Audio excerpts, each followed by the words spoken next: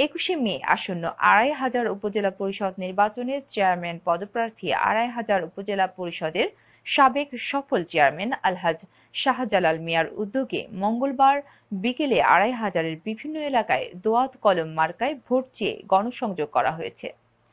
২৫০০ প্রতিনিধি লিটন বিশ্বাস জানান, গণসংযোগে উপস্থিত ছিলেন নারায়ণগঞ্জ জেলা ছাত্রলীগের সাবেক সাংগঠনিক সম্পাদক সেলিম মিয়া, ২৫০০ পৌরসভার আওয়ামী লীগ নেতা তারা মিয়া, ২৫০০ পৌরসভার ৮ নং ওয়ার্ডের কমিশনার জাকির হোসেন, বিশিষ্ট ব্যবসায়ী জয়নাল মিয়া, বিশিষ্ট ডাইং ব্যবসায়ী আলামিন, সোহেল মিয়া সহ আওয়ামী লীগ, যুবলীগ, ছাত্রলীগ এবং বিভিন্ন ইউনিয়নের নেতাকর্মীরা।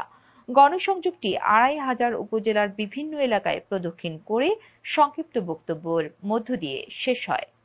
আমি বিগত ১০ বছর উপজেলা পরিষদের চেয়ারম্যানের দায়িত্ব পালন করেছি এবং উপজেলা আওয়ামী লীগের ১৭ বছর উপজেলা আওয়ামী লীগের সভাপতি হিসাবে দায়িত্ব পালন করেছি। বিগত ৫ বছর ২০১৯ সালে মাননীয় প্রধানমন্ত্রী জননেত্রী শেখ হাসিনা জনাব মুজাহিদুর রহমান হেলোভাইকে মনোনয়ন দিয়েছেন। আমি ওনার পক্ষে নির্বাচন করেছি এবং এবার মাননীয় প্রধানমন্ত্রী জননেত্রী শেখ হাসিনা যেহেতু এবারের নির্বাচন আমাদের দলীয় প্রার্থী যারা আছেন সকলকেই নির্বাচনে অংশগ্রহণ করার জন্য তিনি বলেছেন এবং যার জনপ্রিয়তা আছে